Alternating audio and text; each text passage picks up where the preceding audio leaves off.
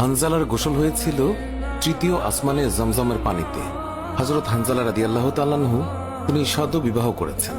ওই সময় আমাদের প্রিয় নবী সাল্লাল্লাহু আলাইহি ওয়াসাল্লাম সাহাবীদেরকে বললেন, আমার সাহাবায়ে কেরাম, তোমরা উহুদের যুদ্ধের জন্য প্রস্তুতি গ্রহণ করো। রাসূলুল্লাহ সাল্লাল্লাহু আলাইহি ওয়াসাল্লাম হযরত হানজালা রাদিয়াল্লাহু তাআলা আনহুকে বললেন, হানজালা, তোমাকে যুদ্ধে যেতে হবে না। তখন হানজালা রাদিয়াল্লাহু তাআলা আনহু বললেন, ইয়া রাসূলুল্লাহ, আপনি যুদ্ধে যাবেন, কাফেরদের সঙ্গে যুদ্ধ করবেন, আর আমি সেখানে না গিয়ে স্ত্রীর সঙ্গে আমোদ প্রমোদ করব? এটা আমি সহ্য করতে পারবো না। আমাকেও যুদ্ধে নিয়ে চলুন। রাসূলুল্লাহ সাল্লাল্লাহু আলাইহি ওয়াসাল্লাম তখন বললেন, হানজালা, আমি তোমাকে আদেশ দিলাম, তুমি বাড়িতে থাকো, তোমাকে যুদ্ধে যেতে হবে না। হানজালা তখন নবীর আদেশ শুনে কাঁদতে কাঁদতে বাড়ি চলে গেল।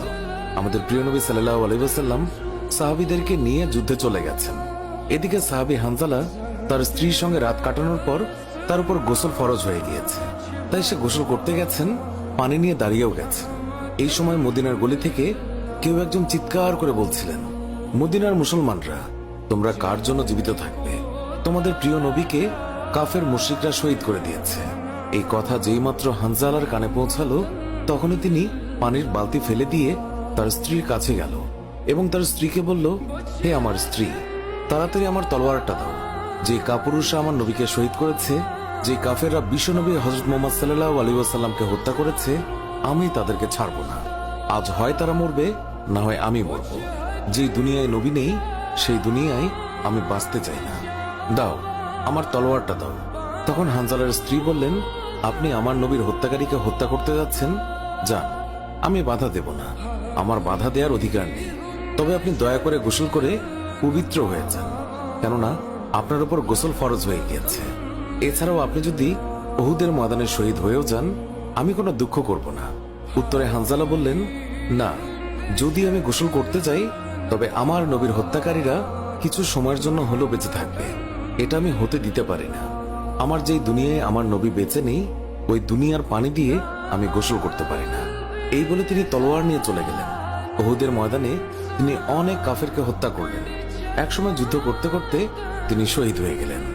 যুদ্ধ শেষ হয়ে গেলে আল্লাহ রাসূল সাহাবীদেরকে বললেন, হে আমার সাহাবীরা, তোমরা যাও, গিয়ে দেখো আমার যে সকল সাহাবায়ে কেরাম শহীদ হয়েছে তাদের লাশ সংগ্রহ করো এবং তাদেরকে গোসলবিহীন দাফনের ব্যবস্থা করো। সকল শহীদের লাশ এনে এক জায়গায় রাখা হচ্ছে। নবীজি গুনে দেখলেন ৬৮টি লাশ রয়েছে, ২টি লাশ নেই। একজন তার চাচা হামজা রাদিয়াল্লাহু তাআলা আনহু, আর আরেকজন হানজালা রাদিয়াল্লাহু তাআলা আনহু। অস্থির হয়ে পড়লেন নবীজি। সব সাহাবাদের পাঠালেন লাশ খোঁজার জন্য। হঠাৎ বোরখা পরা এক মহিলা এসে দাঁড়ালেন নবীজির কাছে। নবীজি তাকে চিনলেন না। মহিলা বললেন, শুনুন ইয়া রাসূলুল্লাহ, কাল আপনি একটা বিয়ে পড়িয়েছিলেন, মনে আছে? নবীজি বললেন, হ্যাঁ, আমি তো হানজালার বিয়ে পড়িয়েছি, যার বিয়ের খুশিতে আমি খুরমা খেজুর ছিটিয়েছিলাম। মহিলা বললেন, ইয়া রাসূলুল্লাহ, আমার হাতটা দেখেন, হাতের মেহেদি এখনো শুকায়নি। কাল বিকেলে বিয়ে হয়েছিল, আর রাতে উহুদের যুদ্ধের জন্য বের হয়ে যান হানজালা। ওনার উপর গোসল ফরজ হয়েছিল, কিন্তু উনি গোসল করে বের হতে পারেননি। যাওয়ার আগে শুধু বলে গেছেন, যদি বেঁচে থাকি তাহলে দেখা হবে দুনিয়ায়, আর যদি শহীদ হয়ে যাই তাহলে দেখা হবে জান্নাতে। নবীজি কাঁদছেন। মহিলা বললেন, ইয়া রাসূলুল্লাহ, শহীদের তো আপনি গোসল দেন না, আমার স্বামীকে আপনি একটু গোসল করিয়ে দেবেন। নবীজি সম্মতি প্রকাশ করার পর একজন সাহাবী দৌড়ে এসে বলল, ইয়া রাসূলুল্লাহ, হানজালাকে পাওয়া গেছে। সবাই গেলেন, গিয়ে দেখলেন সাদা কাফনের ভিতরে লাশের মাথায় পানি। নবীজি হানজালার মাথায় হাত দিলেন। জিবরাইল আলাইহিস সালাম আসলেন নবীর কাছে, এসে বললেন, ইয়া রাসূলুল্লাহ, হানজালার কোরবানিতে আল্লাহ পাক এতটাই খুশি হয়েছে যে আমার বাহিনীকে আদেশ করলেন তাকে নিয়ে আসতে।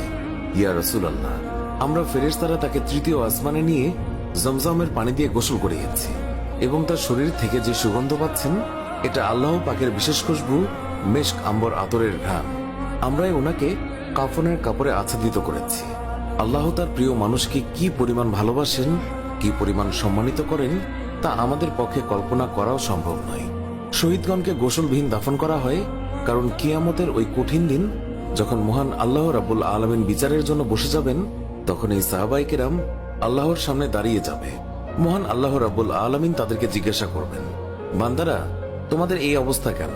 তারা তখন বলবে, রাব্বুল আলামিন, আপনি তো জানেন আমরা আপনার ওই সকল বান্দা যারা আপনার বিরুদ্ধে যে সকল কাফের মুশরিক কথা বলে তাদেরকে হত্যা করতে গিয়ে শহীদ হয়ে গিয়েছিলাম। আল্লাহ তাআলা বলবেন, ও আমার বান্দারা, তোমরা যারা আমার জন্য তোমাদের জীবনের মায়া ত্যাগ করেছিলে